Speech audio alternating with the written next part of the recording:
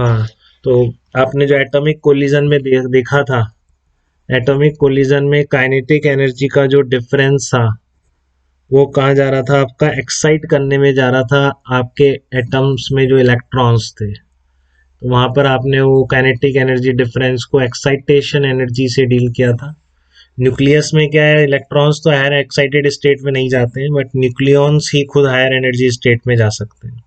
ठीक है, तो एटॉमिक कोलिजन में मास का कोई चेंज नहीं था, बट ऐसे न्यूक्लियस कोलाइड करेंगे तो आपके प्रिंसिपल कौन से लगेंगे, वही लगेंगे दो, मोमेंटम कंजर्वेशन और एनर्जी कंजर्वेशन। बट यहाँ पर एनर्जी का डिफरेंस आप क्यू वैल्यू से लिखेंगे, वो किसके बराबर होगा, change in kinetic energy plus extra energy. Extra energy मतलब जहाँ पर न्यूक्लियॉन्स एक्साइटेड स्टेट में चले जाते हैं। तो यही प्रोसेस रहेगी आपके क्वेश्चंस की एटॉमिक फिजिक्स के जनरली और न्यूक्लियर फिजिक्स की। ठीक है ना, बेसिकली वही एप्लीकेशन है, पुराने जो लॉस पढ़े हैं अपन ने, थोड़ा सा मॉडिफिकेशन, थोड़ा सा एक्स्ट्रा ऐड हुआ है इसमें, एनर्जी कंजर्वेशन और मोमेंटम कंजर्वेशन। इलेक्ट्रॉन कैप्चर क्या होता है, देखो इलेक्ट्रॉन कैप्चर किस प्रोसेस का नाम है। In this process, electron capture में क्या होता है, nucleus captures one of the atomic electron. In this process nucleus captures one of the atomic electrons, one of the atomic electrons, most likely an electron from the k shell। वही सबसे पास है तो वहीं से वो कैप्चर कर लेता है इलेक्ट्रॉन्स को, इसलिए इसका नाम इलेक्ट्रॉन कैप्चर रखा है। करता है कि नहीं सही में ये भगवान जानता है, बट इन्होंने तो इस फिनोमेना को ऐसे ही एक्सप्लेन किया है, most likely an electron from K shell, most likely an electron from K shell. The proton in the nucleus combines with this electron and converts itself into a neutron। क्या कह रहा हूं मैं, ये proton in the nucleus capture किया है तो फिर एक इलेक्ट्रॉन आ गया तो वहां पर प्रोटॉन उसके साथ कंबाइन कर जाता है। ये proton in the nucleus combines with the electron, ठीक है, combines with the electron and converts itself into a neutron, and converts itself into a neutron। Proton combine कर जाता है, न्यूक्लियस में है जो कि इलेक्ट्रॉन के साथ, और एक न्यूट्रॉन का नंबर बढ़ा देता है वहां पे। ठीक है, तो बेसिक प्रोसेस क्या हो गई ये भी याद रखनी, proton plus electron charge conserve है, अभी इधर भी जीरो है इधर भी जीरो है। इसमें जो निकलता है तो ये पता नहीं कैसे देखे उन्होंने एनर्जी फोटोन्स, कुछ किसी तरह देखे होंगे अपन, का मतलब अपन तो जब देखेंगे देखेंगे, अभी अपन याद कर लेते हैं इसको। ठीक है ना, ये प्रोटॉन इलेक्ट्रॉन मिले, क्या निकला, न्यूट्रॉन निकला, प्लस साथ में ध्यान रखेंगे न्यूट्रिनो निकल रहा है, एंटी न्यूट्रिनो नहीं है ये, क्या न्यूट्रिनो भी निकलता है इसमें,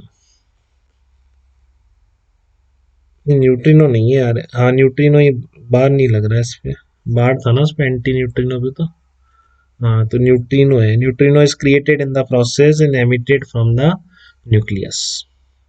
ठीक है,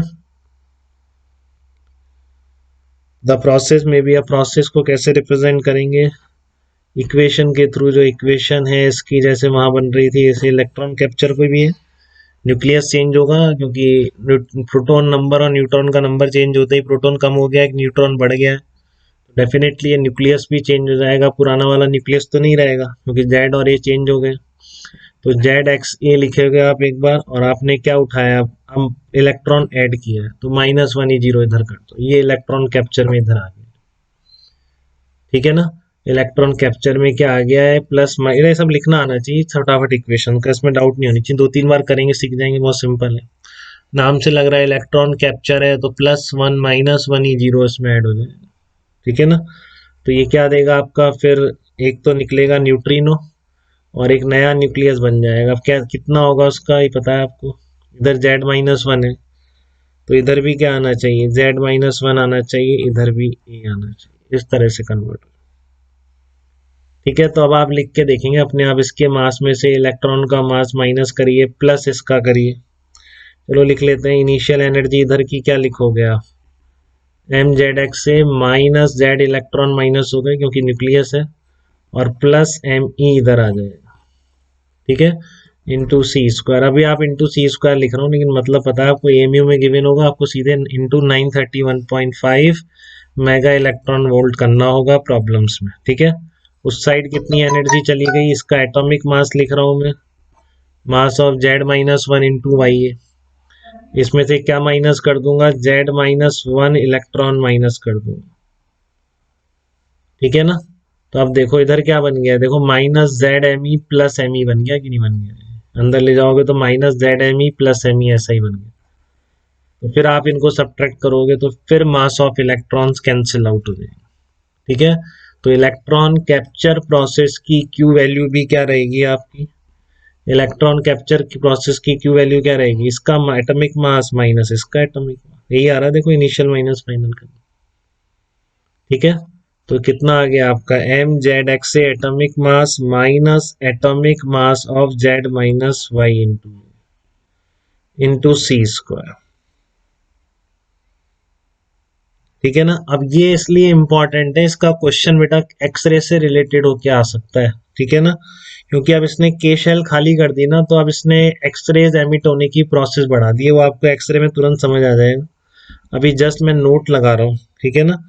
When an atomic electron is captured, a vacancy is created in the shell, atomic shell, and X-rays are emitted following this process। तो मैं यहाँ जस्ट लिख रहा हूँ, आपको समझ में तो अपने आप आ जाएगा कि अगर इस तरह की शेल में वैकेंसी क्रिएट हो जाती है, ठीक है, तो हायर एल एम और एन से जो इलेक्ट्रॉन है वो के शेल की वैकेंसी फुल करने आ जाते हैं बेटा, तो एनर्जी रिलीज होती है, वो एनर्जी क्या होती है, वही एक्स रेज होती है, ठीक है।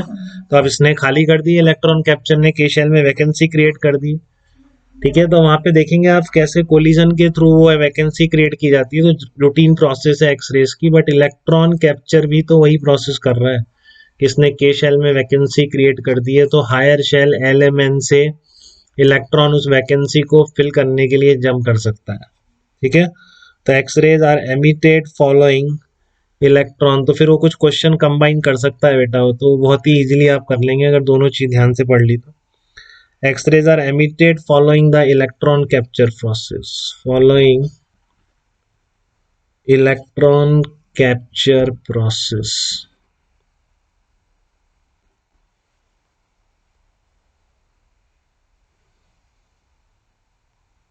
ठीक है, क्लियर है यहाँ तक की बातें।